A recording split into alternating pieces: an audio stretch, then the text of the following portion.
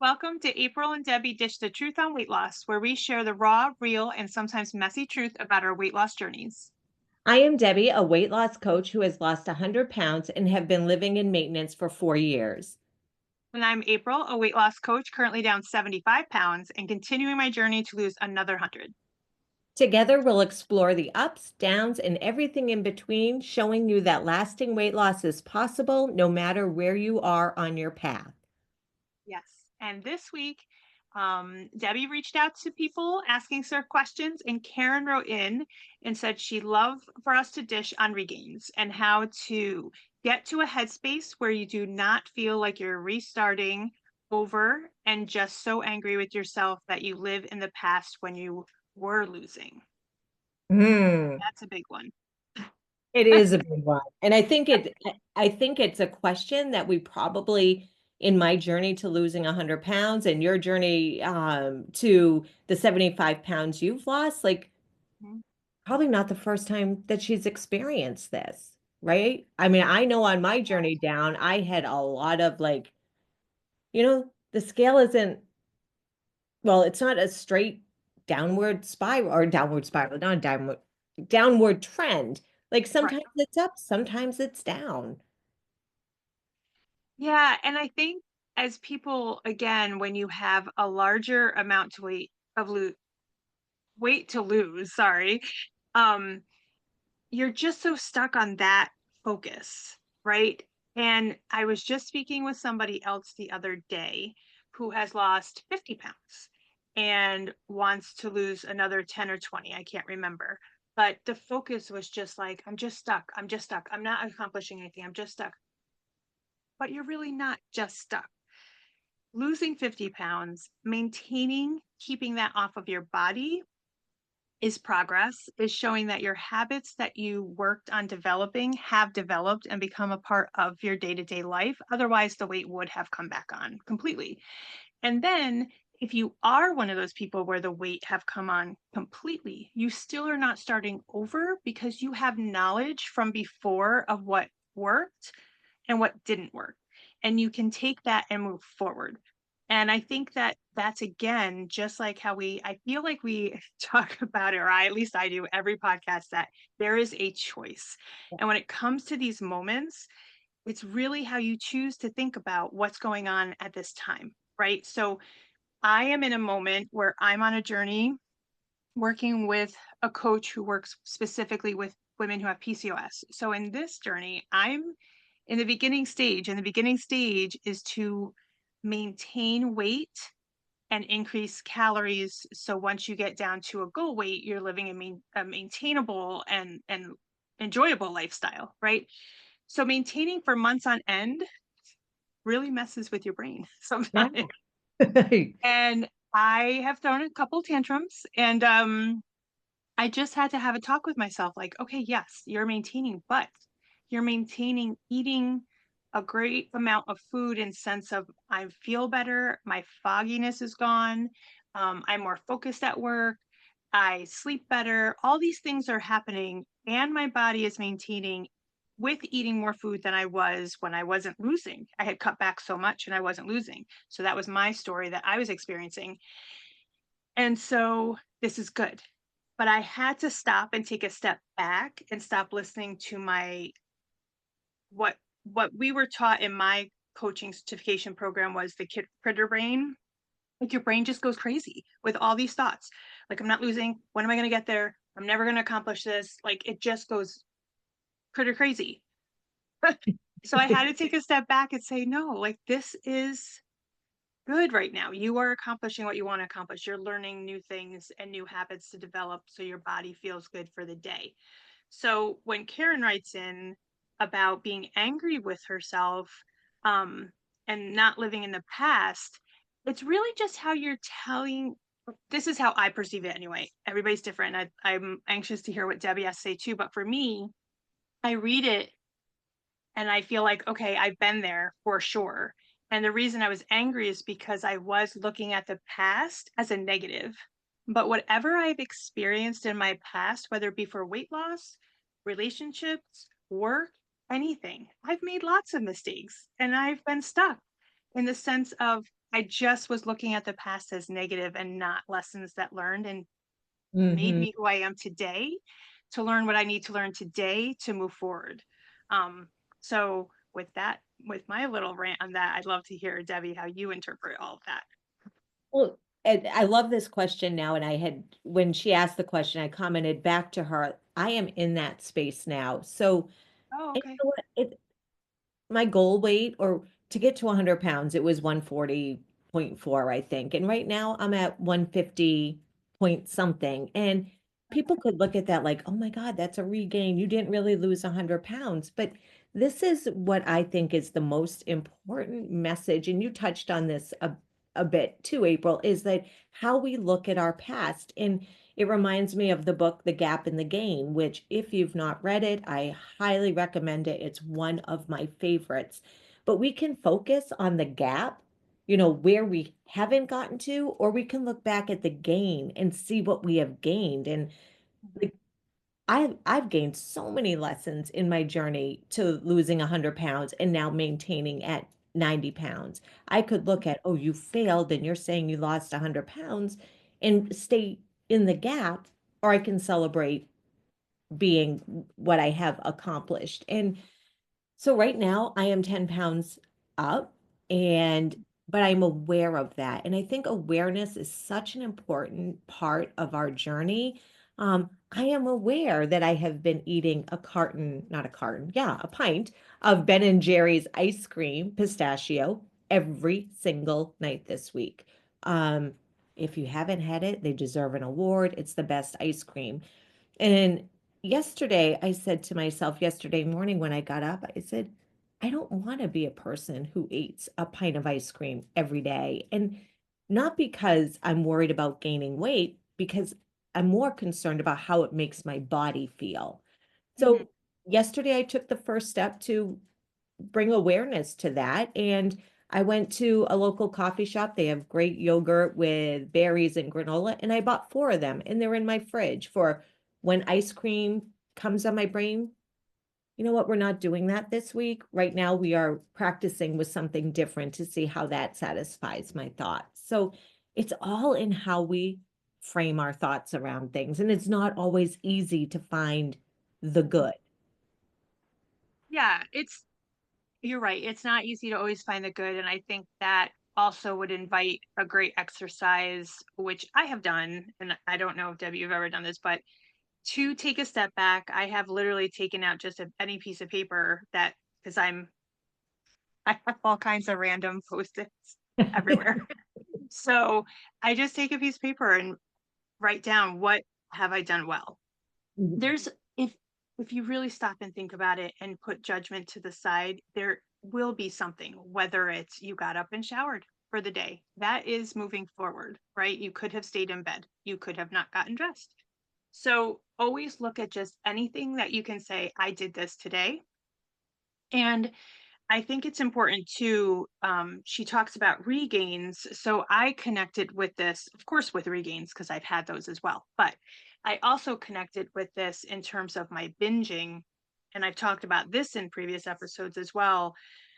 I was a binger of food daily and sometimes multiple times a day, oftentimes multiple times a day, and just eating large amounts of food to the point where I literally was nauseous and sick to my stomach and just not able to function. It was a very unhealthy coping mechanism that I had, especially earlier on in my life.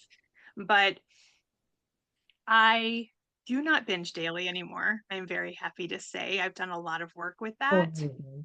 And, but I have binged, but I can say like as a scope, it's like maybe every few months, maybe a couple times a year. I don't keep track because I don't think that's healthy for me to do, but for my own brain, but I know it's insignificant comparatively to how I lived.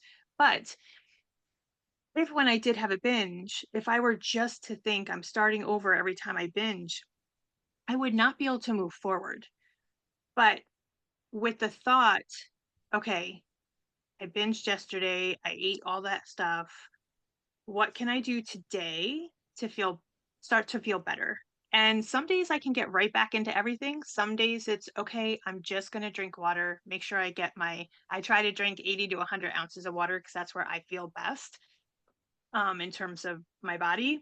But it doesn't have to be anything grandiose, like I have to be 100% diligent today. It's just pick one thing to focus on for that day and it gets your brain like, okay, and then tomorrow, now that I've got my water in, I can do that again tomorrow and I can plan breakfast and I can um prep breakfast. Some people don't, think prep ahead or something like that. Anything that would move forward. I just think that it really just comes down to, again, just like how you thought about the ice cream. You could have chosen to keep eating that ice cream every day next week. There's nothing wrong with that, except you don't feel well and you acknowledge that.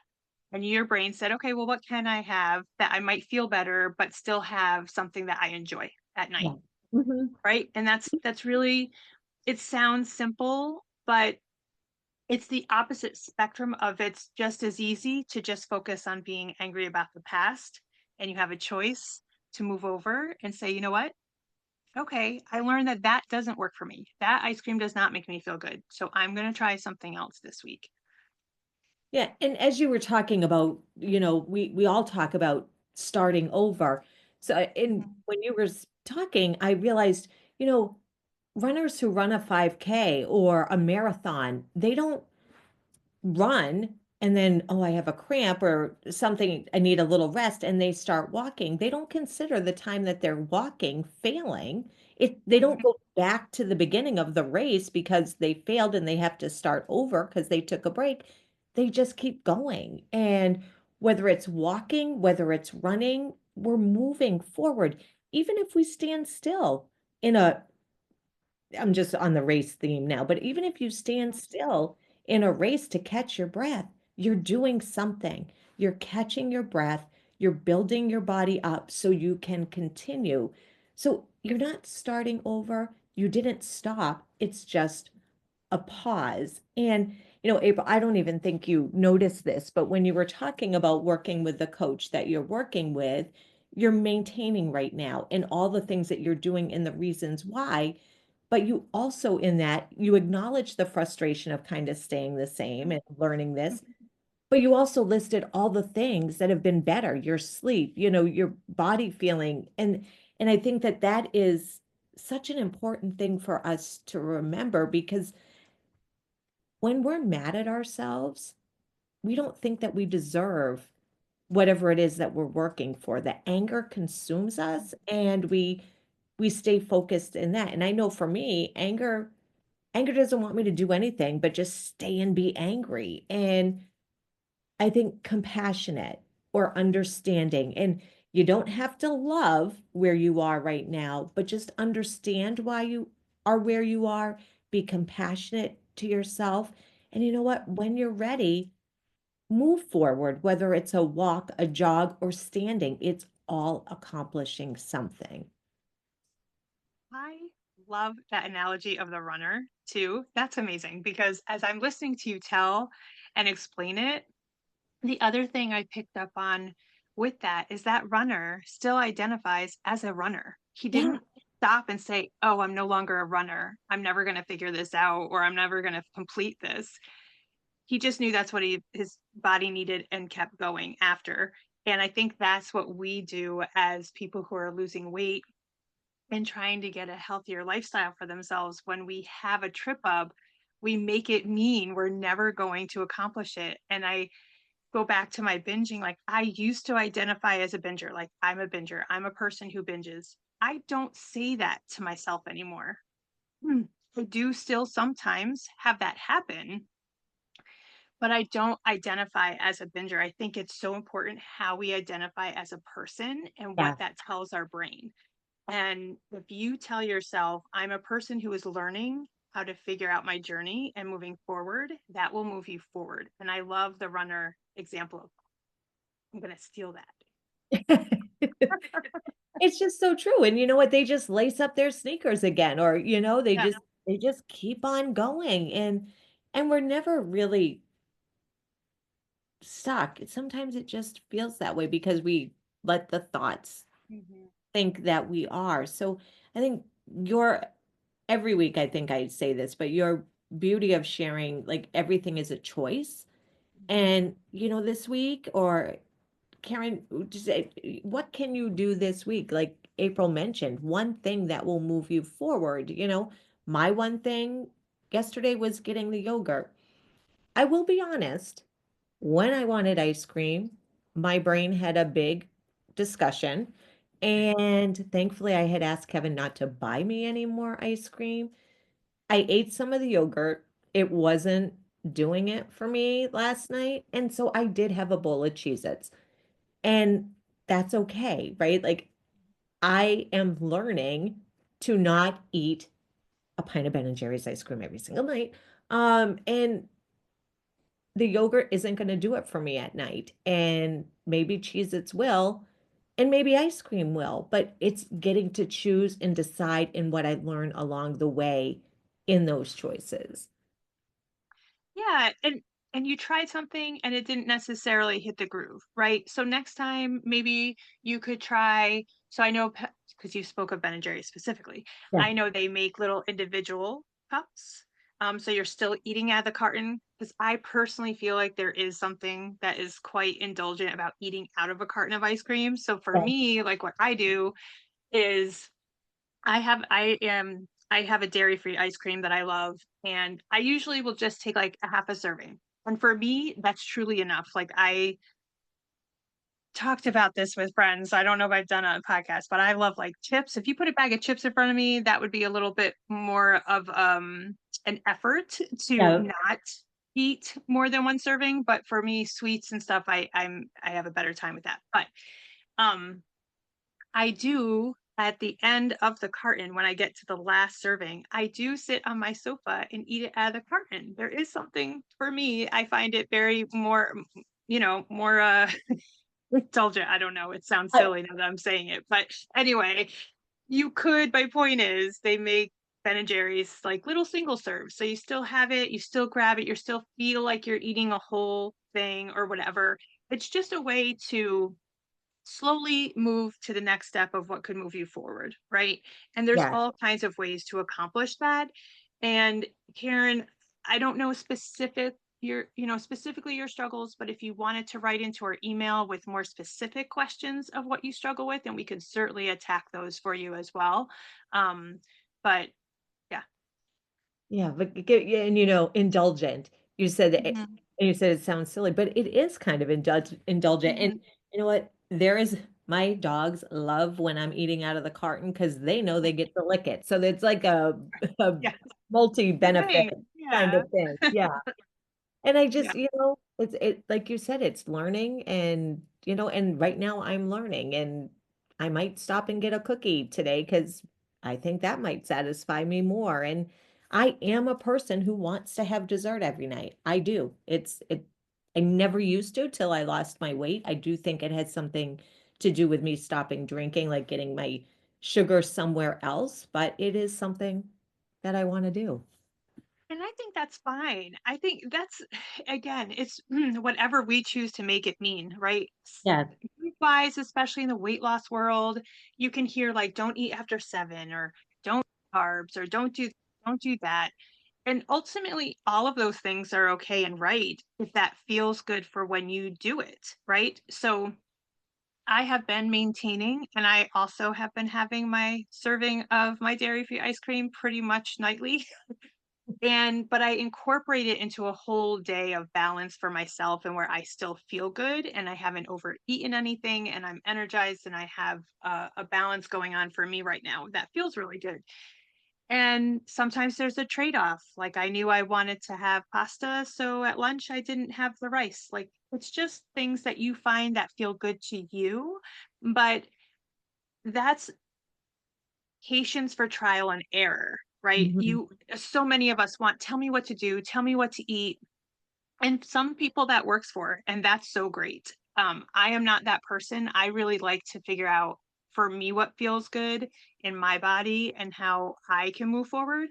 But with that path of what I'm doing now, it is trial and error, and there is patience that's involved. And I don't care really what way you choose to lose weight or get healthier for yourself. You need patience. You need Mhm. endurance. You need the Absolutely. mental endurance of, I'm going to figure this out. I can do this.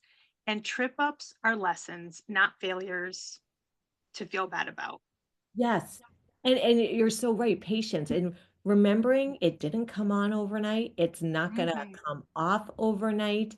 And, just take the time. And April, I know this is so important for both of us. We've talked about it so much. Like lost my weight one way. You're losing your weight another way.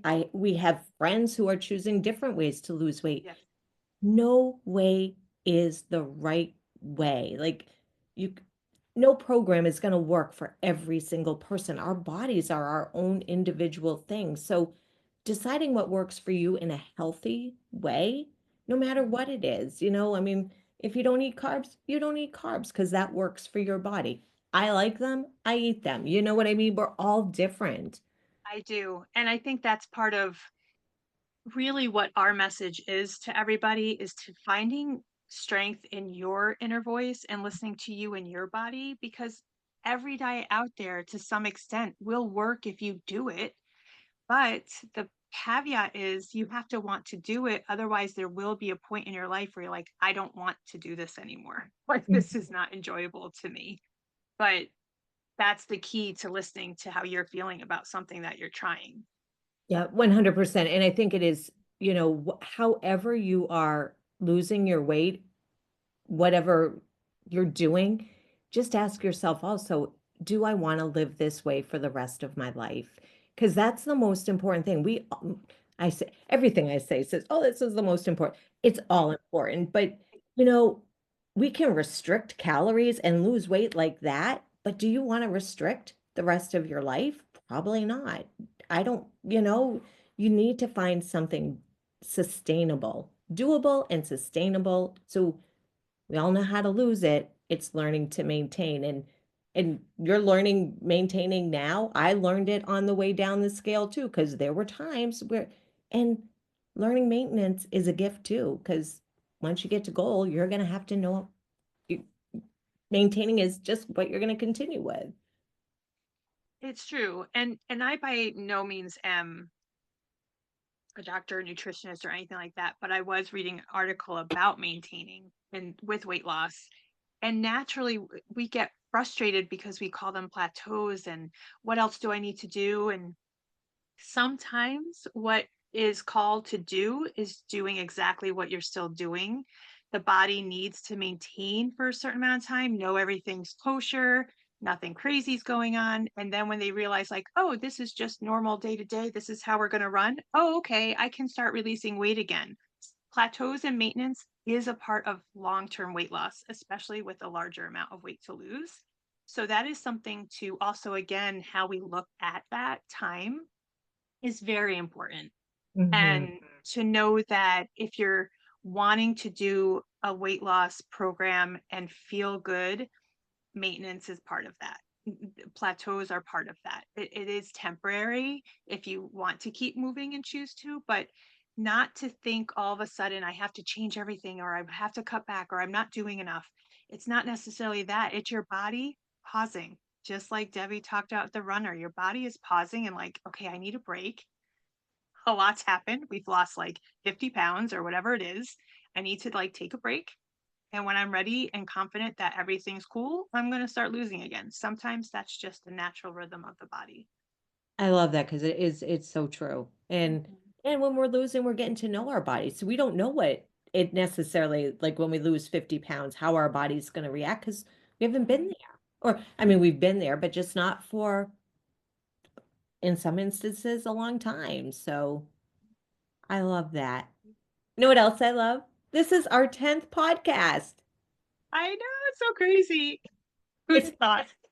would have thought when I think 10's pretty amazing and that we're still having fun and that people are reaching out and gosh, Yes, April sends me messages on the regular that she gets and it's just so fabulous.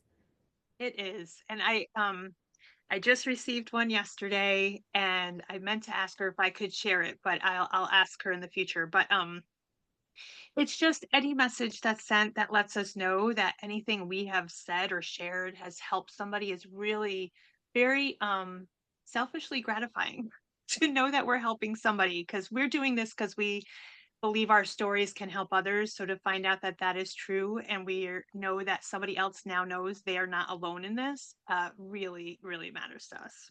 Yeah, because there's weight loss can be a lonely journey because Mhm. it's up to us, right? To do all of that. And I mean, we're at different places in our weight loss journey, but even though we're in different places, so much is so similar. Oh yeah, It yeah. yeah. Hmm. So next week we are going to answer a question from Lori, and it's how about the link between movement and eating and weight loss? So we're going to delve more into her question, share more of that next week, and talk more about that because I think everybody has a differing opinion on movement and weight loss. And Yeah. I'll just give you a little hint of what I do. I don't exercise because it's not that I'm lazy. I'm not lazy. I haven't found something that has brought me joy again to move. But when I move, I love it. So Yeah. Yeah, I'm excited. I'm glad Lori wrote into that, because it's a great question, and I think we will definitely have two different perspectives on it. So it'll be awesome to tackle that together. and I have to one of the things that I how you came into my sphere is your post about waking up and walking. And like you motivated me to go out and walk, seeing that you were doing it. So it will be a great story to talk about. It will. It will. I'm looking forward to it. Well, Yes. happy 10th episode. So too, and sadly recording this today, we were supposed to be together, but Mother Nature here Yeah. in New England has caused a little, we're still together here. Yes, we are. Uh, Yes. But the snow was coming in, and Yeah. April doesn't go out in the snow if she doesn't have to. So, No, and it's sleeting and freezing rain, so it's good. yeah. Well, thank you everybody for being here. And as I always like to say, keep blooming because life is just, it's wonderful and grow into it. Grow into what you want to be. Yes. And as always, wake up willing to do something that feels good to you. Have a great day. Bye.